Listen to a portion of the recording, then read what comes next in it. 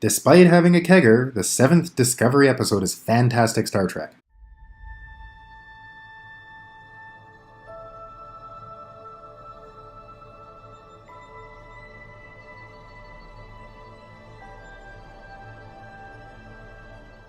Hello, I'm Cassius, creator of NCC-1031.com. Today I'll be reviewing Star Trek Discovery Episode 7, titled Magic to Make the Sanest Man Go Mad. Let's start off with a quick summary. The crew of the USS Discovery come across a spacefaring species known as a Gormagander. It seems the life form is under some kind of distress, though the Discovery can't immediately tell what's wrong with it. The Endangered Species Act requires Starfleet personnel to offer assistance. However, the Gormagander is being used by Harry Mudd to advance his personal agenda. Having attained technology that is presumably created by a fourth-dimensional species, Mudd creates and controls a time loop, helping ensure a successful takeover of the Discovery, which he intends to sell to the Klingons. Fortunately for the crew, Lieutenant Stamets, having altered DNA, is not only aware of the loop, but can recall events from each passing iteration. He enlists the help of Burnham and Tyler, who learn of their personal interest in each other while teaming up to stop Mudd's plan. With time having looped well over 50 times, things are looking up for Harry Mudd and grim for the crew of the Discovery, as each pass brings him closer to achieving his goal. Here's my quick take on Magic to Make the Sanest Man Go Mad. I'll start off by saying this. It's hands down the best episode of Star Trek Discovery yet. I give it 4.5 stars out of 5. Round that up, that's a full 5 out of 5 stars. I'll admit that at the beginning of the episode, I didn't have very high hopes. Beer pong at a kegger on Starfleet's most advanced starship in the 23rd century just didn't sit right with me. While the party scene occupied a lot of screen time, fortunately very little of it was teenage shenanigans and drunks. Also fortunate that we only had to sit through Lieutenant Tyler's militaristic speech once in full. I loved the way the writers wrote Burnham's parts. Her discomfort of being at the party, her never having been in love, her characterization in this context was bang on and totally believable. Lieutenant Stamets really stands out in this episode. The change in physiology has certainly had an impact on him, making a much more relatable and seemingly empathetic person, something completely missing in his character in earlier episodes. I found myself liking his character a lot more. There's also scenes with enough humor that I laughed out loud. Humor has been somewhat missing in Discovery up until now, with a few exceptions, but has always been a part of Star Trek regardless of the series. It's nice to see Discovery doing humor.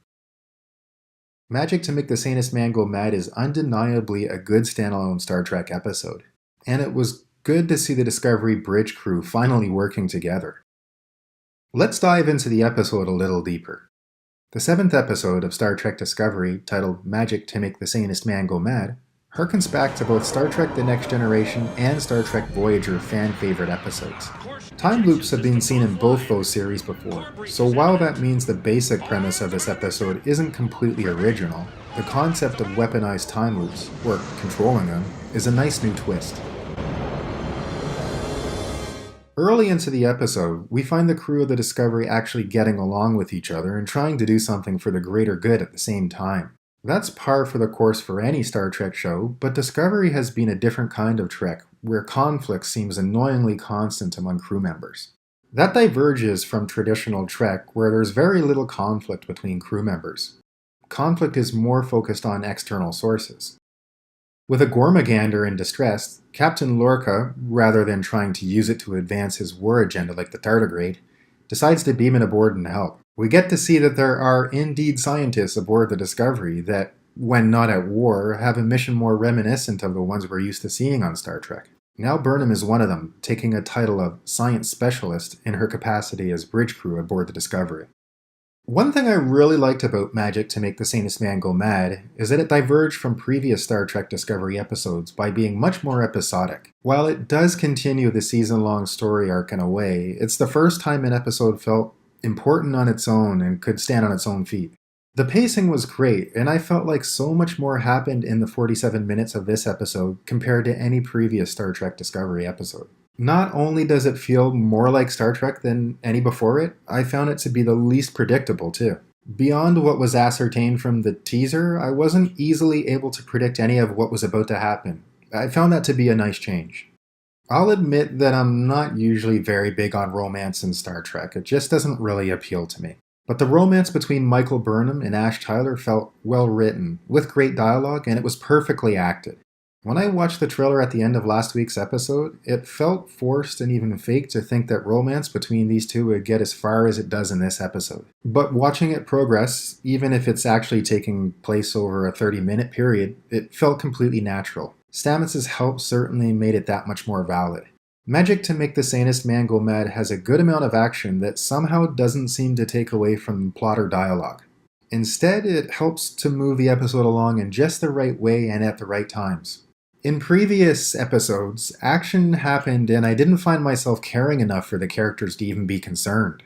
This episode, I found myself cheering for the crew, and the action seemingly meant something. Story aside, the visuals were also great. We see a Gormagander, which is essentially a space whale.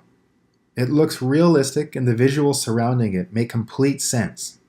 For example, when they beam it aboard the Discovery, we find that its wings fall down due to the gravity.